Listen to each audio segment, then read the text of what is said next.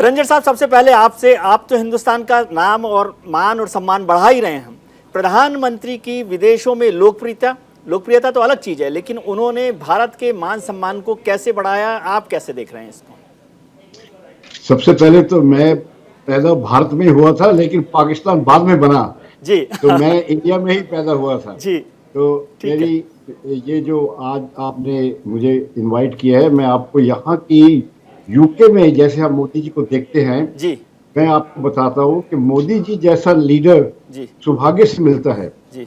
इतनी hard working वो है, इतना कमिटेड तो है यस। कि मैंने ऐसा प्राइम मिनिस्टर कहीं नहीं देखा। जी। जहां भी जाते हैं उनके पीछे इतने लोग आते हैं, इतने लोग आते हैं, इंडियन क्या दूसरे भी आते हैं, जी। क्योंकि उनकी जो लोकप्रियता है जी। वो बहुत बढ़ गई है, बहुत बढ़ गई है। और सबसे अच्छा जो काम मोदी जी ने किया है, उन्होंने ग्लोबल इंडिया बनाया है, जी। जिसने एनआरआई के साथ कनेक्ट किया इंडिया को।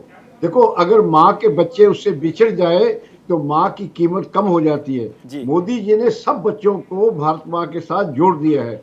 जहां जहां उन्होंने इंटरनेशनल टूर किया, उन्होंने एक नई भावना, नई फीलिंग भारत के लिए हमारे अंदर डाल दी है। आज हम बैठे यहाँ इतने गर्व से बैठे हैं, इतने प्राउड से बैठे हैं कि मैं आपको बता नहीं सकता। मुझे यहाँ आए हुए ओवर 50 इयर्स हो गए हैं। जी। जो मुझे आज रिस्पेक्ट मिल रहा है एज ए एनआरआई, मैंने आज तक कभी ये अनुभव नहीं किया था। जी। लेकिन ये सब मोदी जी का कारनामा है, जिन्होंने हर पहलू पे ध्यान दिया है। और उन्होंने अपनी टीम भी, जो उनकी टीम है, देखो अकेला आदमी इतना काम नहीं कर सकता। जी। उन्होंने जो अपनी टीम भी चुनी है, बड़े दिमाग से, बड़ी सोच के साथ वो टीम चुनी है। हर जगह पे उनकी टीम जो है वो कर रही है। ऑल्दो हमें बहुत खतरा है कि हमारे दो नेबर बड़े डेंजरस हैं, एक कम्युनिस्ट है, एक रिलीजियस है, लेकिन फिर भी मोदी जी ने अपनी दिमाग सोच के उन्होंने फ्रांस से डीलिंग किया, अमेरिका से किया, रशिया से किया, टू स्ट्रेंथन इंडिया। हमारी इंडिपेंडेंट फॉरेन पॉलिसी है। अभी जो आत्मनिर्भर के ऊपर हम जा रहे हैं, वो मेक इन इंडिया जो है, वो 10 साल में India will be net exporter of everything from here. So therefore, जो देखो हमारे किस्मत अच्छी है कि हमारे 1.4 बिलियन इंजन है हमारे, जो देश की तरक्की के लिए काम कर रहे हैं, छोटा छोटा कर रहे हैं। आज हम आईटी में आगे बढ़ गए हैं, हम फार्मास्यूटिकल में आगे बढ़ गए हैं, स्पेस में आगे बढ़ गए, हर पहलू पे हम आगे निकल गए हैं। आज भारत का नाम मिलता है, दुनिया लाइन लगा के पड़ी है टू इन्वेस्ट इन इंडिया।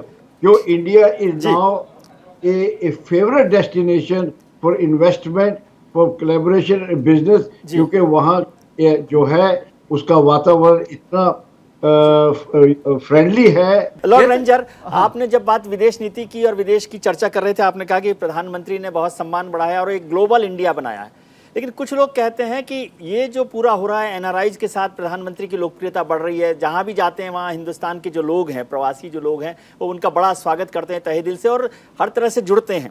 लेकिन एक प्रधानमंत्री या एक सरकार की विदेश नीति का जो एनालिसिस है, वो उनके डिप्लोमेटिक रिलेशंस पर निर्भर करता है। आप डिप्लोमेटिक रिलेशंस में हिंदुस्तान का, दुनिया के जो डिप्लोमेटिक रिलेशंस हैं, उस पर कैसे देखते हैं दूसरे प्रधानमंत्रियों और दूसरी हमारे जो पिछली सरकारें हैं उनकी तुलना में?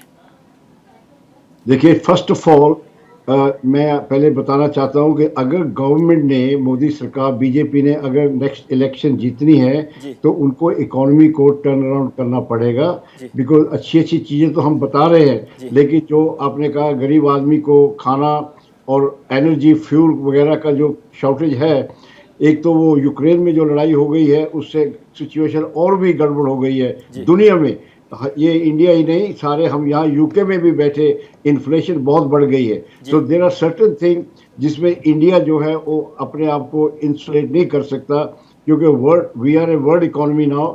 अगर किसी देश में कुछ गड़बड़ होती है, उसका इफेक्ट इंडिया में पड़ता है। तो मेरा तो यही विचार है कि अभी ये 2-3 साल जो रह गए हैं, गवर्नमेंट जो बीजेपी गवर्नमेंट है, उन्होंने पूरा ध्यान गरीबों के ऊपर लगाना है, किसानों के ऊपर। जो लॉ उन्होंने वापस लिया वो अच्छा किया। क्यों?